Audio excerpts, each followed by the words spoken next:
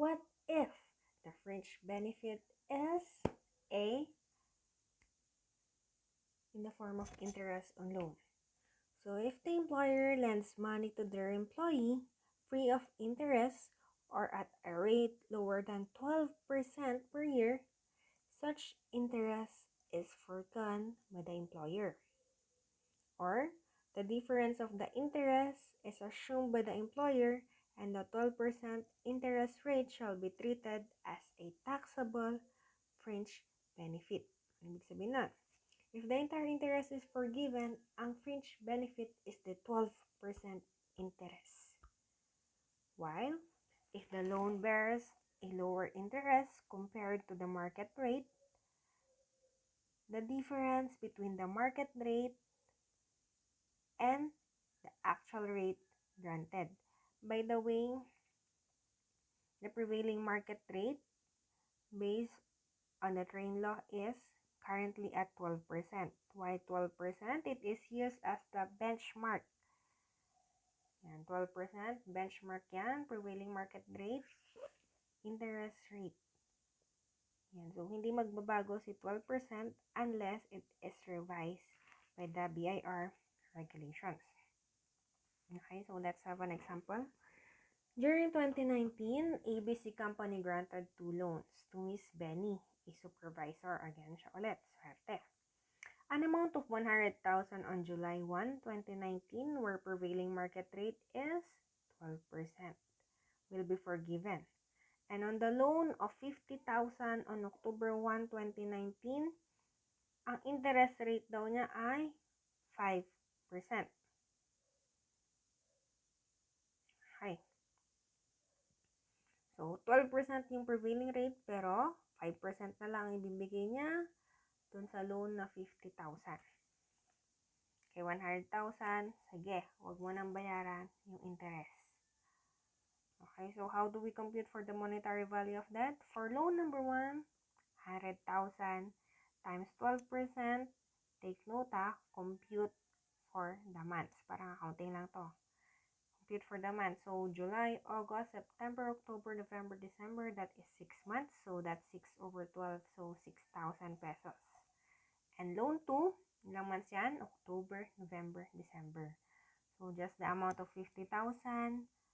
Multiply natin, 5% ba? No, because we will compute for the interest rate forgiven. How? 12% prevailing rate less 5%. That is 7% times 3 over 12, 3 months. Diba? So, a total monetary value of 6,875.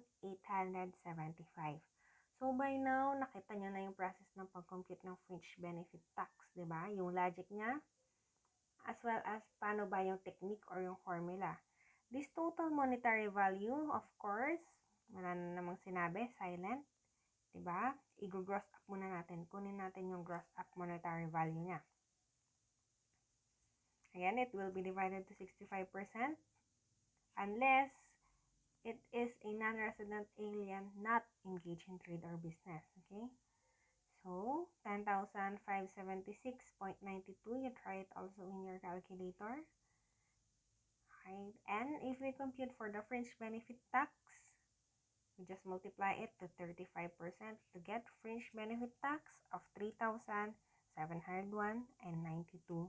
sa tapos. Yan. Okay, so, naintindihan naman yun, clear naman yun. If there are any questions, don't hesitate. May mga, if wala kang questions, ako magtatanong. So, what if ganito? I have also cited different scenarios here. What if the employers have given contribution to the rent? Certain employer provided housing allowances, yung rent. Considered ba tong fringe benefit tax? Pag rental?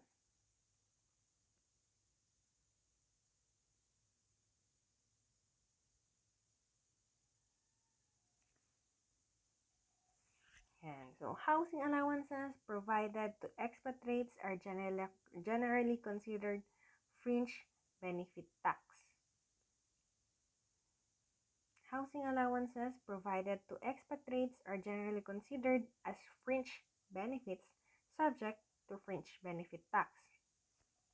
If, take note of this, if the housing allowance is higher than the actual rent, the excess is considered as part of the compensation subject to withholding tax on compensation. Cash na yung binigay, di ba? Pero ang sinabi sa fringe benefit is yung housing allowance lang. Housing. Pero yung nakuhang bahay, ni mautak si supervisor. Ang kinuha niyang bahay, for example, the housing allowance is 100,000 a year. Bigyan ka ng housing allowance, 100,000 a year. Gusto ko yung malapit lang sa company. Then, may nakita ka. Nakita mo is 50,000 lang yung rental niya annually. 50, 60, sabihin na natin, 60,000 annually. Then, may nakita ka. Utak ka. Nakita mo malapit lang. Convenient, maganda naman. 60,000 pesos yung rental niya annually. How do we compute for that? 60,000 will be subjected to fringe benefit tax, while the excess of 40,000 will be part of your compensation income. Okay? So, ganun yan. So, in excess of the housing allowance and the rental, it is considered part of the compensation subject to withholding tax on compensation. Second scenario. What if certain employer-provided housing allowances? Cost of utilities naman. Anong possible scenario? The full amount of the utilities paid by the employer to or on behalf of the employee is taxable as fringe benefit. Yung nirentahan mo kanina, nagbigay pa siya ng cost of utilities. So, the payment of cost utilities is considered as a whole fringe benefit subjected to fringe benefit tax. Living away from home allowance, LAFA. Nagbibigay yung mga ibang company. Diba? What if you are here in San Fernando and the company is situated at Manila? Bibigay sila. Is it considered kaya as fringe benefit tax?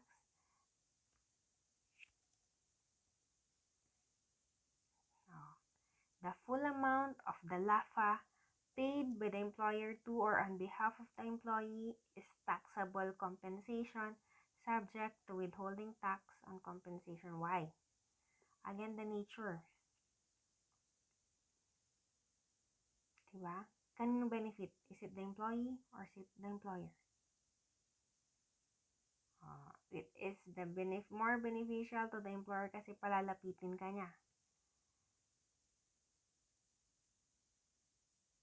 Diba? Palalayin ka niya sa bahay niyo, palalapitin ka niya sa business. So, it is not taxable fringe benefit. However, it is subject or part of your income tax on compensation.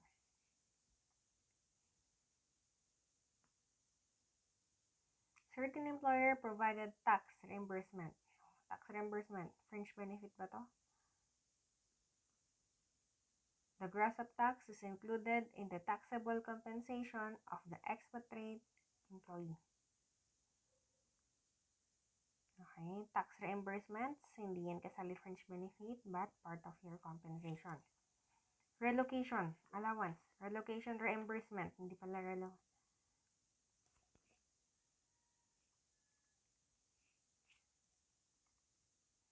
airfare and other transportation expenses incurred with the taxpayer from moving in from old post, old assignment to the new assignment, as well as the cost of shipment of the household goods and personal effects are generally exempt from tax, subject certain substantiation requirement. On the other hand, moving allowance or unsubstantiated expenses are taxable.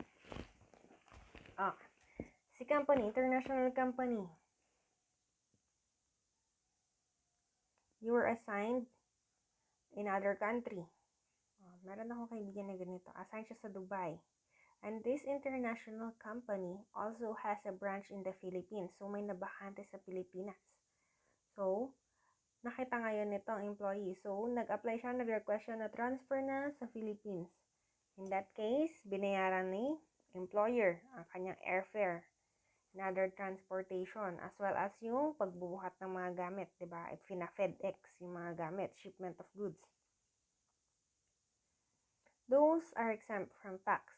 However, if aside from that airfare, the transportation, the shipment of the things or the baggages of that employee, binigyan pa siya ngayon ng allowance. Cash allowance. Ito, pocket money mo. Yan, di ba? Yun ang pocket money. Yun lang ang taxable. Taxable as part of your compensation income. Kanina, yung housing allowance natin, rental na, di ba? Pinalapit ka na. Ngayon, moving allowance naman. Relocation allowance. Home leaves. Oh, itong mga leaves.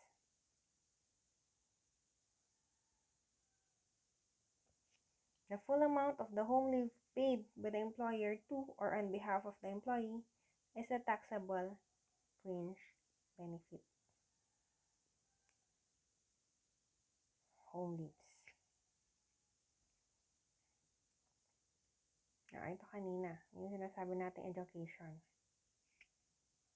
Basahin nyo na lang. If it's scholarship, diba, binigay sa employee and subject to conditions na you should have stay here or to improve your skills as an engineer, as an accountant, diba, kung ganun yung position mo, well, that's not a taxable fringe benefit kasi it is more beneficial, it is also beneficial to the employer. Kapag yung dependents mo naman, ang binigyan ng scholarship, anak mo, it is part of your fringe benefit. It is part of your taxable fringe benefit unless nag-take na exam yung anak mo at pumasa siya sa exam at kasali siya, qualified siya na magkaroon ng scholarship, yun. Pag ganon, hindi kasali sa fringe benefit. Health insurance.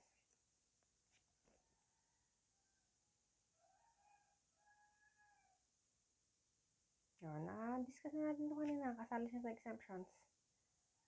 Auto, car allowances.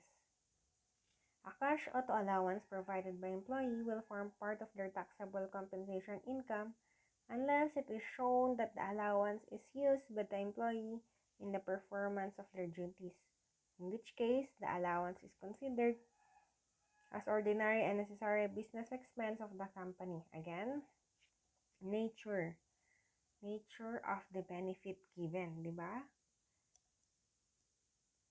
Binigay ba yung sasakyan to further improve the performance of the employee sa kanyang duties and responsibilities, or binigay talaga to as bonus?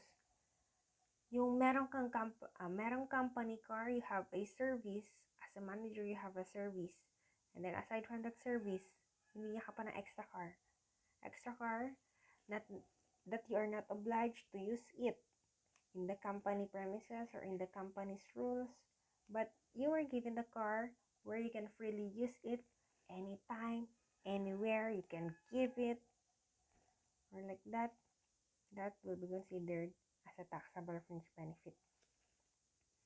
Okay, so the monetary value of the benefits in the form of housing and motor vehicles used for both personal and business.